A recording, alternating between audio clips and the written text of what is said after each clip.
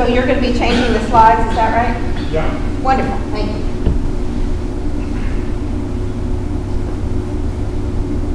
So you can go straight to the first slide. Clean Water for North Carolina is an environmental justice group, which means we focus on the most vulnerable populations and environmental health issues. And I just wanted to draw to your attention, for those who are not already familiar with the principles of environmental justice developed 22 years ago now, two of those principles that got us involved in the fight against hydraulic fracturing in North Carolina. One of those says, because it's always the most vulnerable people, low-income communities, communities of color, rural communities that are adversely impacted by extraction and production of toxic and dangerous materials, you don't do it. You just don't do it. And the other one says that we all have a right to participate in any decision-making about economic and political activities. And we knew that with the history of the oil and gas industry, we were not going to be able to participate, and vulnerable communities least of all, and so that was another principle that got us involved. So, on to the next slide. So, most of you have already seen this diagram. This is actually where the principal Triassic shale basins are in North Carolina that are expected to produce gas if it is ever extracted in North Carolina. On the back table there, I actually have the newest version of our fact sheet about fracking, and it shows an additional unassessed basin. That is one that U.S. Geologic Service recognizes is there, but they haven't looked at its potential for producing gas. But it impacts another whole set of counties from Johnston County, bit of Harnett, Cumberland, Hope, Scotland County. It goes on down to South Carolina. So it's important to realize that that is there. And we will not come back to this map, but I will later be talking about deep injection of oil and gas wastes, and the geologic formations that are being considered for that are out in coastal counties. So we are talking about the potential for impacting huge areas of our state directly, in addition to some of the indirect impacts that I'll be talking about with hydraulic fracturing. The focus today is not only on what is wrong with hydraulic fracturing, but why it is so dangerous as a mythological transition or bridge fuel to a future of cleaner energy. I want folks to be familiar with the arguments for it and understand why those are fallacious arguments, why it's dangerous as a practice, as well as a concept that's going to mislead our economics and policy making. Next slide. For those of you who are not familiar with hydraulic fracturing, this is the process of extracting oil or gas from a very old, geologically enriched. Oh, that's all right. I won't need it that much. Thank you. Appreciate it, though. That's been enriched by the millions of years of deposition of plants and animals, and then under pressure and heat, that's formed oil or gas or some combination of the two. The conventional gas or oil were found in pools. That is, they could actually flow in relatively shallow formations, and all you had to do was to drill down and tap into those pools. The fuels that are contained in shales, some kind of rock, something that needs to be busted open in order to be able to extract the oil or gas, are called unconventional. And because what we have in North Carolina is shales, the gas that is what we have predominantly here would be referred to as shale gas. So initially, the well is drilled vertically, just as it would be for conventional fuel extraction. But in this case, it goes all the way down to a pretty deep layer. And it's because of the depth of these layers and the fact that the gas or oil is trapped inside the rock particles that this has been considered not feasible to extract until recent years. So then the drill bit because there's this new technique called directional drilling or horizontal drilling, is turned, goes sideways, then the pipe is cased and the horizontal part is perforated, and high pressure fluids, 2 to 8 million gallons are the usual amounts, but there's a new record that's been set in Minnesota, I believe it is, or Michigan, I'm sorry, 21 million gallons. And that's because what's happening with this horizontal drilling is that they're getting so good at it, they're going further and further and further along. So you need higher and higher volumes to put the high pressure in and fracture. It is mostly water, but it's going to be a mixture of sand and some very endocrine disrupting or cancer-causing or otherwise toxic chemicals as well, not all of which are revealed or required to be revealed by federal law and very few state laws called that either. So that's hydraulic fracturing. After the pressure, the high volume injection of these pressurized fluids, about 40% of that material will flow back up. That's called flowback water. It's got contamination not only from the frac fluid itself, but from the natural contaminants that are in the shale layer, which include other organic chemicals like benzene, as well as heavy metals, as well as, in most cases, radioactivity as well. Okay, next slide. Many of you have heard about the Halliburton Amendment, which deepened already existing exemptions from many federal laws in the oil and gas industry, everything from the Clean Water Act to the Safe Drinking Water Act to hazardous waste handling, etc. Because of that, if the regulation is carried out by state regulators, and in many cases it's been a race to the bottom, who can be the most welcoming to the industry? And independent audits of several states with a lot of oil and gas experience, Texas, Arkansas, and Pennsylvania now for the last 7 years, show that oil and gas wells are, in fact, poorly regulated. There are a lot of violations. The penalties are not steep, and many of those violations are ones that significantly impact water in the area. And perhaps very tellingly, the landowners on whose land the extraction is happening are very seldom even notified when violations occur. Next slide. All right, so here are some of the arguments that have been used for thinking of natural gas as a transition fuel to a clean energy future, and why we have to push forward. We have to really participate in this rush to gas. When natural gas is burned, it does in fact have lower carbon emissions than burning coal for the same amount of energy produced. That's actually true. Okay, so that's one of the first things that folks will point out. Natural gas is seen as a dispatchable source. In other words, what many conventional energy analysts will tell you is that you need something that can respond on demand. And wind and solar are not continuously available. You need something to fill in the gaps when that happens. Gas-fired power plants can, in fact, be started up and shut down a lot more quickly than big coal and nuclear plants. And compared to coal, natural gas burning does produce a lot fewer particulates, many fewer heavy metals, and other toxics. So you do, in fact, have an argument for clean burning. So those are the arguments for natural gas as a transition fuel. All right, next slide. Let's talk next about how North Carolina got to where we are in terms of natural gas policy. So what got my organization involved is groundwater. We work a lot with rural communities. And folks, there are over 3 million people in the state that depend on private wells that are not tested on any regular basis, if ever.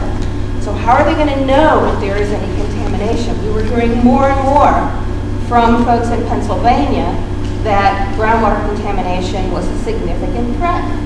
So that's what first got us involved. But the more we talked to folks from other states, the more we realized that there were lots of other impacts too. So we'll talk about those briefly. In 2011, the legislature said, we just want to study this. We just want to study it. They passed a bill with one of the lowest bonding levels. That is, this is the bond that the operator would have to pay before they got a permit to be able to carry out an operation. It's $5,000. And this was supposed to cover their entire liability. Well, that's a gift. That's a supplement from the landowners on which they're drilling, from the environment, from the state of North Carolina to encourage drillers to come. Okay, so that study bill was carried out with a minimum of funds over the winter of 2011-2012. There were shale gas hearings in early 2012 with thousands of people participating, overwhelming opposition to moving forward with natural gas. And last year, the Senate still proposed a bill to go ahead and rip up the groundwater protections that had kept fracking out of North Carolina, unlike many other states, for many years. But with a 2-year moratorium that was put in place partly to, when the governor vetoed the bill, and over 45,000 people contacted the governor to get a veto. That was a new record, the governor's office said. They put the moratorium in there as a compromise to say, but we're going to take our time. We're going to sort of finish this. We're going to look at the regulations. And then the legislature will have a chance to come back, review those regulations, see if we're ready to actually frack. So it was a 2-year moratorium. Well, early in this legislative session this year, Senate Bill 76 came in and would completely break that promise to take 2 years, which was nowhere near enough to write good regulations because we know so little about the process or about the conditions in North Carolina, and we have so little resources for inspection and enforcement. But it said, we're going to go ahead and pre-approve those regulations. We're going to let permitting start happening in early 2015, no matter what. Furthermore, to solve the waste problem, that wastewater problem with all that toxic waste, we're going to let them inject it into groundwater in North Carolina. We're going to let them put it in deep formations, and those formations just happen to be on the coast. And we're going to end the oversight of landmen. These are the people that go around and push these really predatory leases on unwitting landowners who sign away a lot of rights, including the right to let their well be used for water supply, sign away their indemnification. In other words, they can end up with responsibility for damage that occurs. So these landmen previously were required to be registered. That needed to be strengthened. Instead, this bill would take that out completely, and it would take away the right of local governments to tax to help repair roads, all the additional services that we needed. Okay, so let's move real quickly through some of the impacts of fracking. So many of you, we've talked about the large quantities of water. This is the only state in the eastern U.S. that has no water allocation policy. We don't have any tools to prevent over-withdrawal of water. They say they're going to require water management plans. The chances of those being enforceable are pretty minimal. There is no good way of treating return of flowback water, so they say inject it. That's what Senate Bill 76 says. There have been blowouts. There's been methane contamination. Water from faucets catching on fire is a well-known image. It's happened. It's been documented hundreds of times in many different shale areas of the country. Toxic amounts of benzene and other volatile organic chemicals in water, as well as that's sediment. That's Dish, Texas.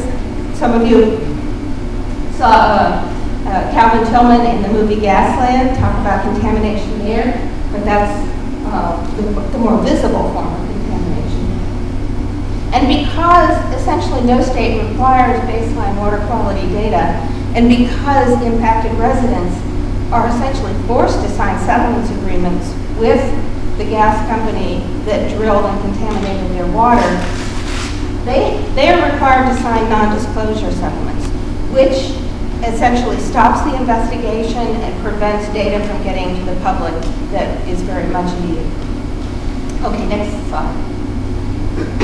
In addition to water impacts, sorry, maybe you can't see this. Tremendous amount of traffic, very heavy truck traffic. This is the county seat of Bradford County, Pennsylvania, Towanda. And on small rural roads, this is going to do a lot of damage to the roads themselves. It's going to increase the number of accidents for regular users of those roads. And the drivers who drive those trucks, another exemption for the oil and gas industry, they don't have the time limits that they can drive every day, which makes them much more dangerous as drivers on the road, and they operate 24/7. Air emissions are a major and potentially the greatest source of health impacts. They have been documented, but not often enough, as causing respiratory and neurological problems. In addition, there are environmental impacts that are associated with the production of new pipelines and the loss of land use. The noise from operations has been recognized by psychological researchers as being a major stressor in these areas, and it often goes on for weeks or even months. That's drilling, that's compressor stations, that's lots of different aspects of the industry, and many unmonitored health impacts. There has been no agency that has taken responsibility for calling on local health departments or any agency to monitor in any consistent way the wide-ranging health impacts of this agency. Next slide. Community and economic impacts. I'm just going to focus on a couple. One is that there is this myth of job creation and economic development in these communities. Typically what happens in any extractive industry, but it's actually faster in the gas industry, is that there will be a boom in job creation in the first few years of production, but as soon as it starts to wane, there will actually be fewer jobs than there were before the boom, and the economy will be less diverse. In addition, there's a tremendous amount of fracturing of families and neighbors because of the stresses associated with fracking. Next slide. Big difference between who benefits, the relatively small number of players who could benefit economically from this, and from those most vulnerable communities who will pay the externalized costs of the production. Next slide. So the climate impact for natural gas. Now, so here's the reality. Methane itself, and there are all sorts of different numbers floating around depending on how long a time window you're looking at, but it is safe to say that it is at least 20 times worse as a greenhouse gas than carbon dioxide is. So the problem is not the burned methane, the problem is the unburned methane. And already in our infrastructure in this country, we have extensive leaks in our urban and rural areas from pipelines of natural gas. That's essentially unmonitored. But due to the high pressure and uncontrolled releases associated with hydraulic fracturing, there may be releasing just in those parts of the process as much as 9% of all the methane that is produced may be released to the atmosphere.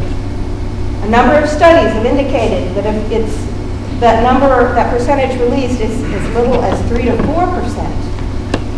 Natural gas is likely to cause worse climate impacts than coal. So that's the truth about the climate impact. Okay, one last slide.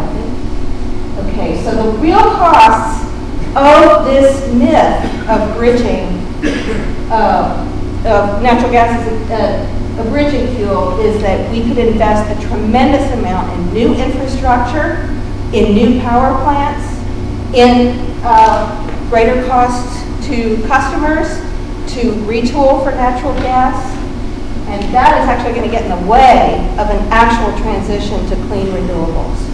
So our organization and many others strongly support focusing on efficiency and conservation as far and away the most dispatchable, that is 24/7 available energy source, and the least costly and the most job generating and therefore socially just form of making new energy available.